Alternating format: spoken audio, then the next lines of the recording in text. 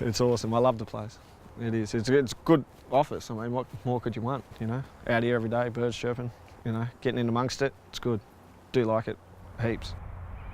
What it does, it brings the very best out in people, the tranquility, the achievement of what they do, and the preservation of the plants. All of that is very meaningful to us as Aboriginal people.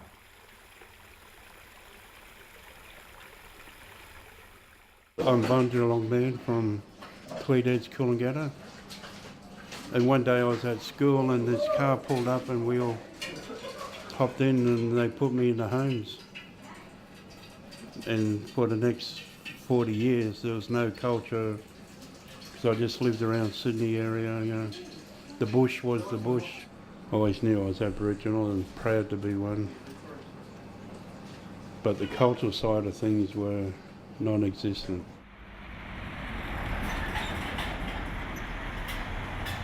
We know of a few 18, 20-year-olds who were in trouble with the police, turned to alcohol, drugs, both. Young girls having babies. And that's what originally part of this group, were hopefully to get a few of them out of that and to direct them to, yes, the possibilities. I just used to look at the bush like it was nothing, like it was just a tree there, grass here. There's a lot of opportunities out there for young people, but it's still hard because young people don't see it as much. 3 years ago, the Aboriginal Liaison Officer asked us to join a conservation and land management group.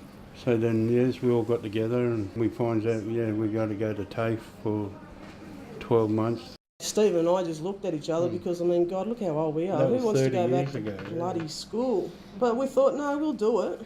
It's to show the younger ones that, you know, us oldies, we're quite capable of going back to school and, you know, and staying there. So come and join us, have fun.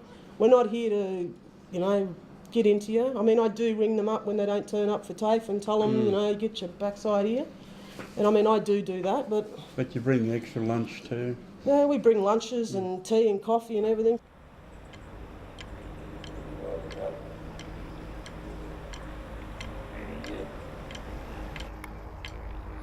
Moyne Gully was a real person. He was a man that lived here when Mitchell came here. Mitchell didn't come here on his own. Moyne Gully showed him the way. He's not a myth and he's not a Dreamtime story. He's the real thing, and that's why it's important for the men to call their group Moyne Gully.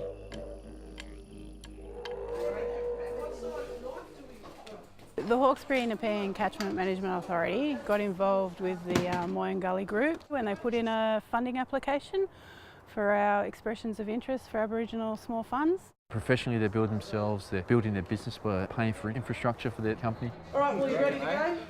Yeah. I could see there being a future there, and like I said, Council are keen to sort of continue to support the group where we can. Got the first aid, I got the stove.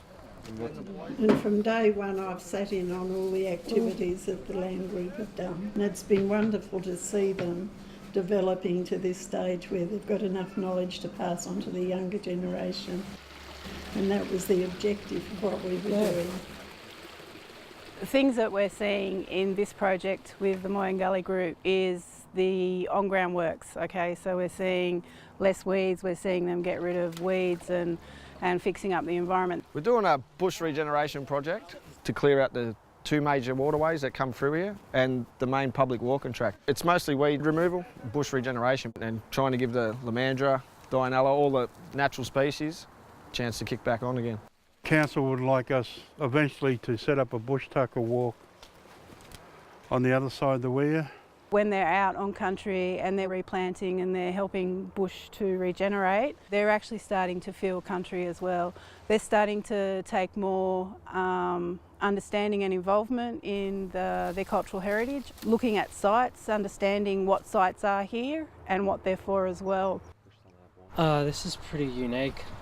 Yeah, we haven't came across anything else. They probably had some kind of grooming motion there, like that, and they'd use the water and just probably shape an axe or probably a spear. Even though some Indigenous people may have been taken out of their culture, as soon as you put them in here and they start working again, see that connection.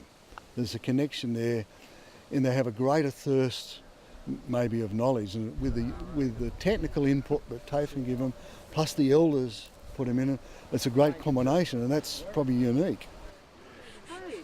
Di and Glenn have been absolutely amazing. They have stood by us, they have let us run the class. Anything that we've asked for, they have been there 100%.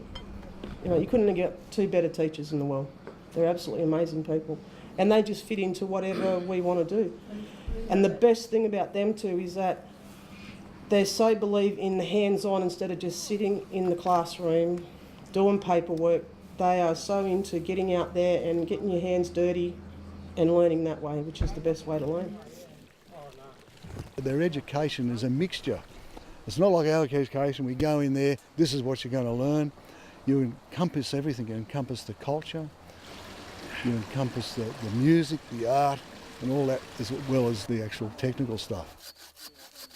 With the younger blokes, we're a stepping stone really. We're open to then that opens doorways for them to national parks, Catchment Management Authority, you know, the council, because then they're coming out of there with Cert 2, Cert 3 certificates that are valuable to these places. They want these certificates. You can't get in the door, most of them, for certain roles without them. So to be getting the kids these certificates and to see them actually working, like young Harley you've met today, he is actually taking it on. He's working in horticulture, loving it, doesn't want to be anywhere else. We've got another young bloke, he's got his foot in the doors at National Park. So just to be able to give them the feel of the job, and then to get them, you know, knowing what they're going to be expecting, but having them here liking it, they know what their next 10 years is, you know, going to be roughly about.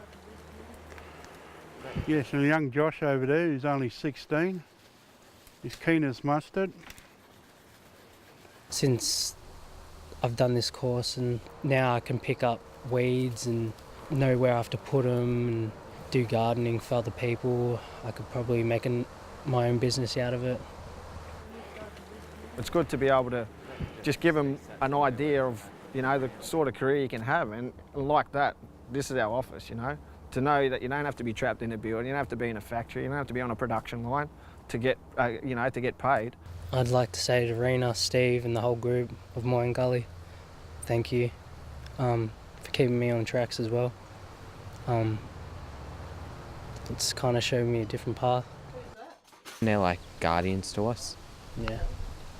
Definitely. So you've learned a lot from them? Yeah. Yep. We want Moyne Gully to have results for our young people. We want our young people to say, well, I knew those people. They started that off. And here I am, my children are going to learn this, and so on. We want it to be a generational thing, something positive for our young people to achieve. And it's not something that's so unattainable that you have to be Einstein. No, you can just be an everyday person to succeed.